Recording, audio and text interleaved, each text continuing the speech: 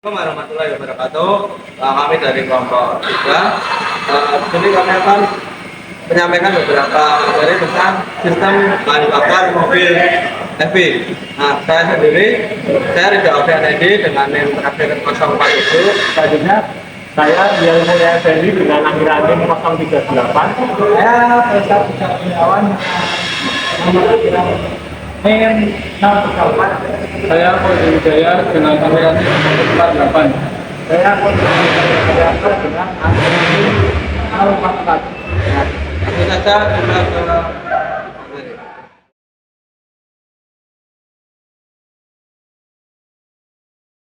Apa itu sistem bahan bakar?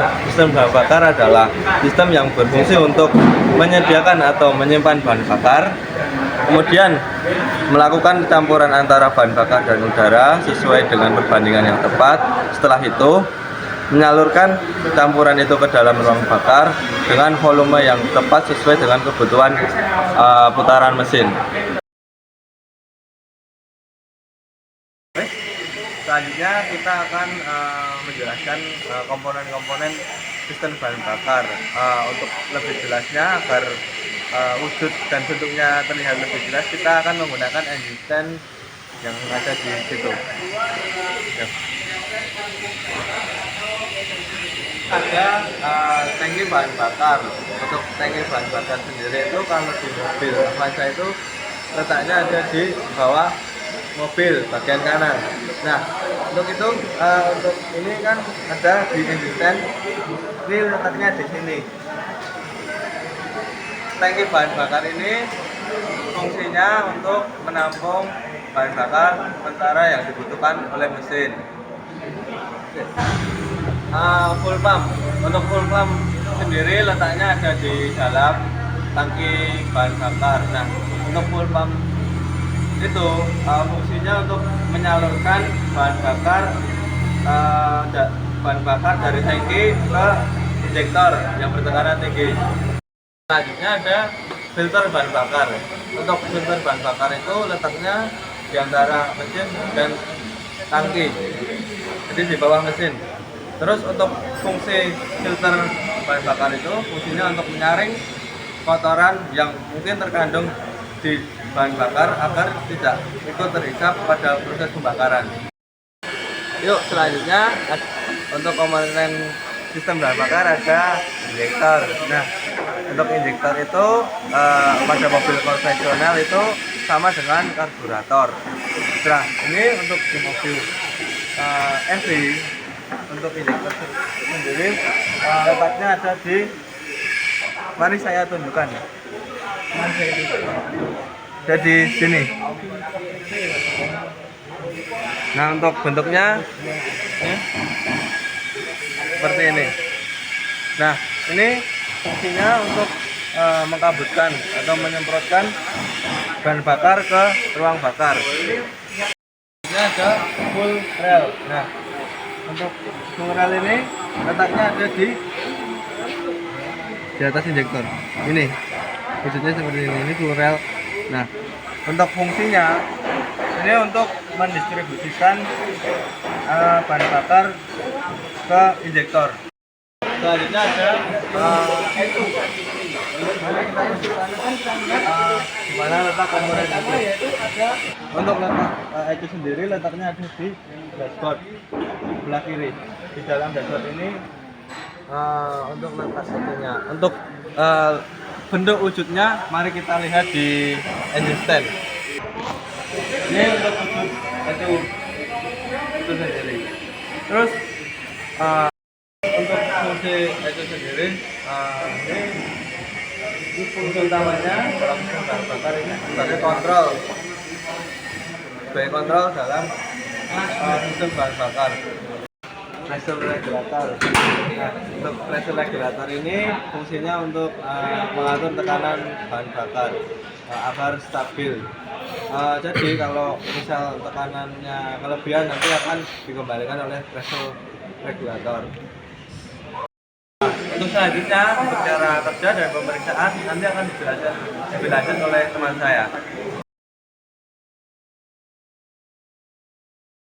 Nah, untuk saat ini saya akan menjelaskan bagaimana wiring pompa bahan bakar. Nah, di sini wiring pompa bahan bakar. Pompa bahan bakar akan hidup ketika kunci kontak on, kemudian listrik dari baterai akan masuk dan mengalir melewati fuse, kemudian akan mengaliri kumparan pada relay utama. Kemudian switch pada relay ini akan terhubung dan relay akan terhubung dengan terminal ECU B1. Nah, kemudian dari terminal ECU B1 ini akan mengalir ke relay pompa dan akan menghidupkan pompa selama 3-5 detik. Nah, kemudian kita akan tunjukkan bagaimana cara kerja pompa pada engine stand. Nah, nanti ketika saya langsung putar ke on, maka fuel pump ini akan hidup. Nah, indikator hidupnya itu biasanya akan ada suara seperti dengingan dari pompa bahan bakar. Mungkin bisa kita coba, kita on kan. Nah, ini saya on kan. Nah, ada suara desingan dari pompa bahan bakar selama 3-5 detik yang menandakan bahwa pompa bahan bakar ini bekerja dengan baik. Nah, kemudian kita akan perlihatkan dan kita akan bahas tentang wiring diagram dari injektor. Nah, wiring diagramnya seperti ini. Nah, jadi ini saat kunci kontak on, maka listrik dari baterai ini akan mengalir dan kemudian membuat lilitan dari atau kumparan dari injektor ini akan teraliri listrik sehingga switch dari relay ini akan terhubung. Kemudian listrik dari baterai akan menuju ke sini dan mengalir ke injektor. Nah, kemudian negatif injektor ini akan masuk ke ECU dan dapat dikatakan negatif injektor ini akan sebagai kontrol dalam penginjeksian bahan bakar injektor. Nah, kemudian pemeriksaan injektor ini sendiri bisa diperiksa dengan tahanan dari injektor. Nah, ini ya, nanti konektor ini kita copot terlebih dahulu, atau bisa saya perlihatkan di sini. Setelah ini tercopot, kita akan mengukur hubungan atau kontinuitas dari terminal positif dan negatif dari injektor. Nah, spesifikasi dari kontinuitas ini sendiri adalah sebesar 6 ohm sampai 12,4 ohm dengan suhu sekitar 20 derajat Celcius. Nah, kemudian kita akan memeriksa kebocoran. Kita periksa dari pipe atau saluran bahan bakar, pipa saluran bahan bakar. Di sini tidak ada kebocoran ya secara visual.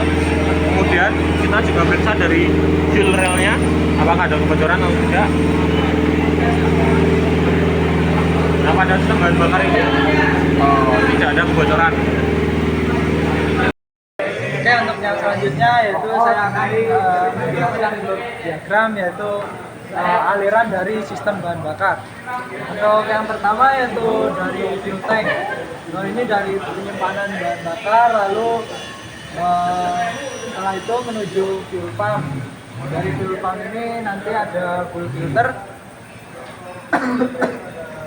Lalu setelah full filter ini ada delivery pipe atau pipa-pipa penghubung. Nah, lalu setelah ini menuju full pressure regulator. Lalu dari sini menuju ke full rail dan menuju ke injektor. Nah, lalu jika ada kelebihan dari full pressure regulator ini, maka akan dikembalikan ke fuel tank.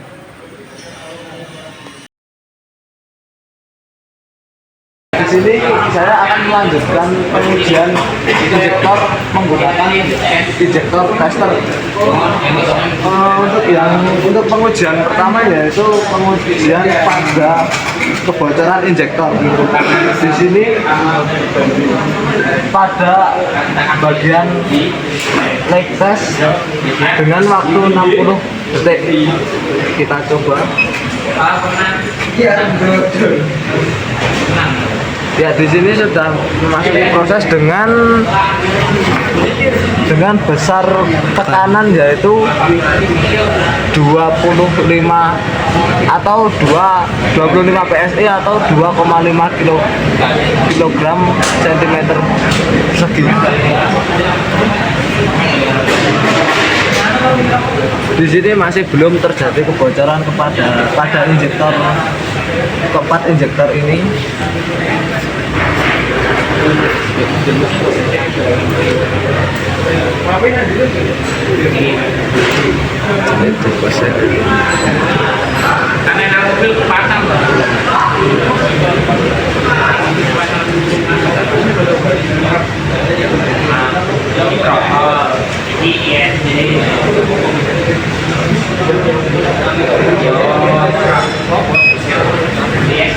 Setelah dilakukannya pengujian pada kebocoran injektor, dapat bisa dilihat tidak terjadi kebocoran sama sekali terhadap injektor, yang berarti injektor ini berfungsi dengan baik.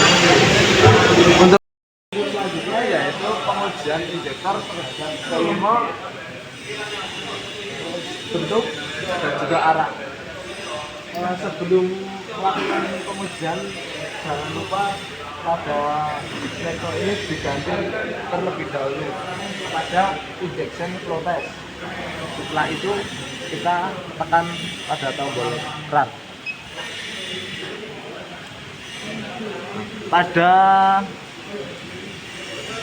Pada tabung tersebut setelah lihat sebuah keempat injektor memiliki arah lurus dan juga pada semprotannya berbentuk piramida, dan untuk volumenya sendiri pada injektor 1 yaitu 27,5 mm, untuk injektor kedua yaitu 27,5 mm, untuk injektor ketiga yaitu 22,5 mm, untuk injektor keempat yaitu 27,5 mm.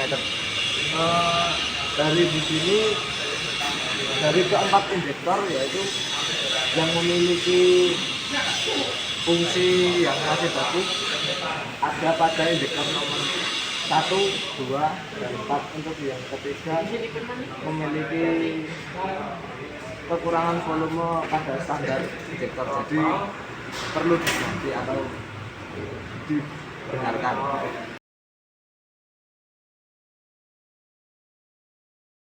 Melakukan pengujian durasi injeksi menggunakan osiloskop.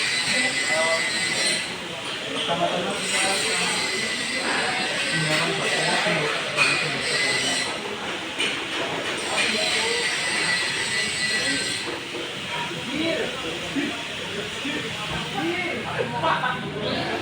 kemudian kita salurkan ke scanner.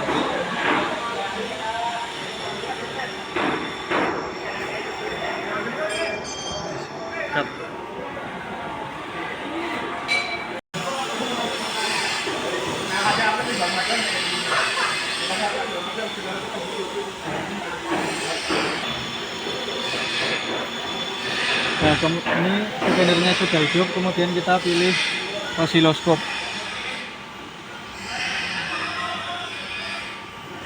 Nah, kemudian kita pilih auto stop, kemudian kita pilih injektor, kemudian kita pilih yang channel 1 dan kita save. Kemudian kita akan memasang probe. Untuk yang ini kita pasangkan ke ground, yaitu di C24 nomor 7. Nah, cut. Ya. Kemudian yang probe ini kemudian kita pasangkan ke negatif injeksi. Copot nih do.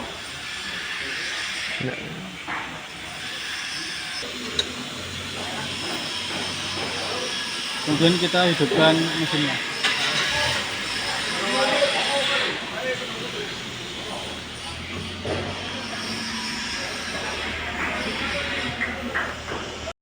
pada posisi idle besarnya sejumlah 3 milisecond. Kemudian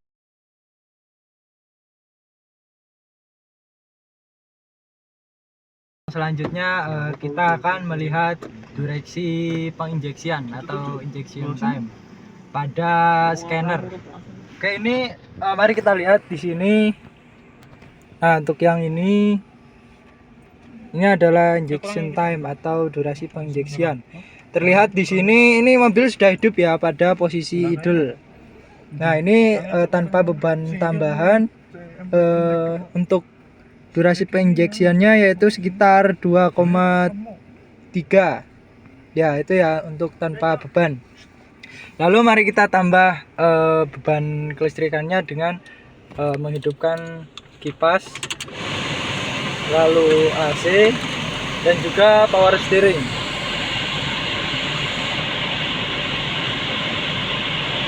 Nah, mari lihat lagi pada scanner. Nah, di sini untuk injection time-nya meningkat ya menjadi sekitar 1,8 sampai 1,9. Nah, itu dari perbedaan penampilan. Nah, ini untuk perbedaan durasi penginjeksian ya. Oke, dan kesimpulan dari data tadi yang diambil yaitu bisa disimpulkan bahwa jika adanya penambahan beban pada mobil, maka durasi penginjeksian menjadi lebih cepat dan bisa menambah penggunaan bahan bakar atau bisa dibilang menjadi boros. Mari kita mencoba melihat waktu penginjeksian pada akselerasi. Mari kita lihat langsung pada scannernya. Ini bisa dilihat, tolong difokuskan dulu. Nah, mari ini kita lihat pada akselerasi ya. Nah, bisa dilihat pada akselerasi tadi waktu penginjeksian lebih lama karena akselerasi itu lebih membutuhkan banyak bahan bakar sehingga waktu penginjeksiannya itu menjadi lebih lama. Dan sedangkan pada deselerasi tadi waktu penginjeksiannya itu lebih cepat karena pada posisi deselerasi itu tidak terlalu membutuhkan bahan bakar yang terlalu banyak. Selanjutnya yaitu melihat waktu atau durasi penginjeksian pada scanner. Mari kita lihat pada scanner di sini. Ini waktu penginjeksian tanpa beban. Nah, bisa dilihat. Nah, itu untuk waktu penginjeksiannya stabil ya. Ini untuk waktu penginjeksian tanpa beban. Lalu untuk kita lihat waktu penginjeksian menggunakan beban atau menambahkan beban, yaitu dari kipas, AC dan juga power steering ya. Nah, kembali lagi kepada scanner, bisa dilihat datanya.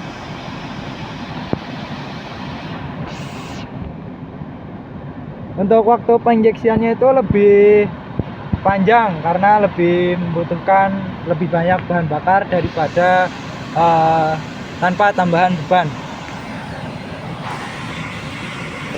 Lalu untuk kesimpulannya dari data yang diambil tadi yaitu semakin bertambahnya beban, waktu penginjeksian semakin panjang karena lebih membutuhkan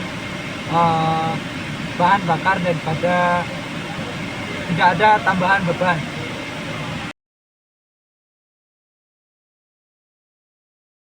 selanjutnya kita akan melakukan pengukuran tekanan bahan bakar di mobil Timur. Hidupkan Mas Costa. Kunci kontak on. Nah, pada kunci kontak on, tekanan bahan bakarnya adalah 0,11 MPa. Kemudian hidupkan Mas Costa. Kita akan melakukan pengujian di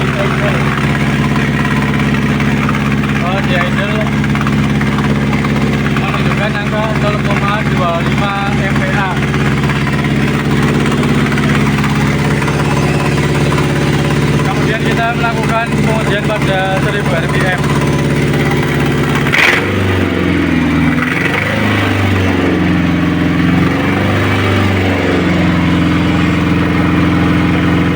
Di 1000 rpm tekanannya yaitu 0,25 MPa.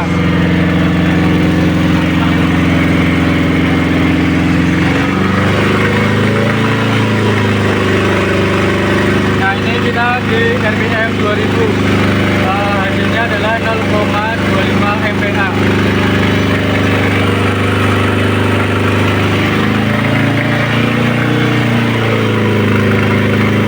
Kemudian kita lakukan pengujian di 3000 rpm. Hasilnya 0,25 MPa.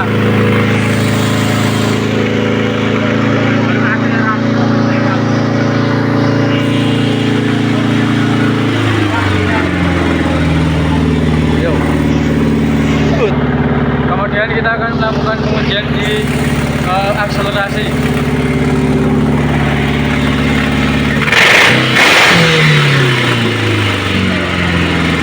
Hasilnya menunjukkan 0,3 MPa.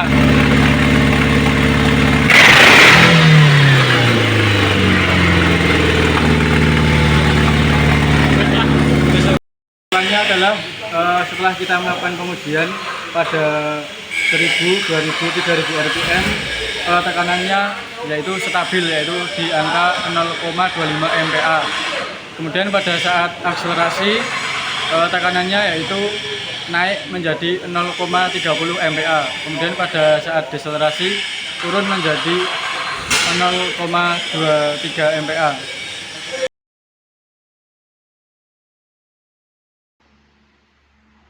Oke, baik teman-teman, sini saya akan menyampaikan kesimpulan dari beberapa penjelasan yang sudah disampaikan oleh teman-teman saya sebelumnya. Jadi sistem bahan bakar dalam engine management system merupakan komponen penting dalam dunia otomotif yang mana bertanggung jawab dalam pengaturan dan juga pengiriman bahan bakar yang sesuai ke mesin kendaraan.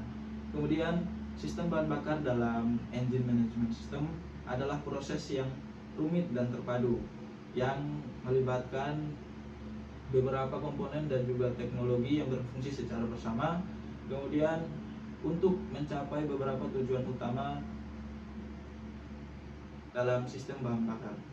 Jadi salah satu tujuan utama sistem bahan bakar yaitu mengoptimalkan kinerja mesin dengan memantau beberapa parameter yaitu suhu mesin, tekanan udara, kecepatan putaran mesin, dan banyak lagi. MS dapat mengatur banyaknya bahan bakar yang akan disuntikan ke dalam ruang bakar. Ini memastikan mesin beroperasi pada tingkat efisiensi yang tinggi dan mengurangi konsumsi bahan bakar serta mengurangi emisi. Kemudian sistem bahan bakar memainkan peran penting dalam kenyamanan pengemudi dan juga keselamatan. Sebagai contoh, sistem bahan bakar yang canggih dapat menghindari ketukan mesin dan juga membuat pengemudi menjadi lebih aman. Dalam kesimpulan, engine management system ini dapat mengoptimalkan kinerja mesin, kemudian mengurangi konsumsi bahan bakar dan kenyamanan pengemudi dan juga keselamatan. Jadi dengan adanya MS yang lebih baik dapat menghadirkan kendaraan yang lebih canggih, efisien, dan juga ramah lingkungan.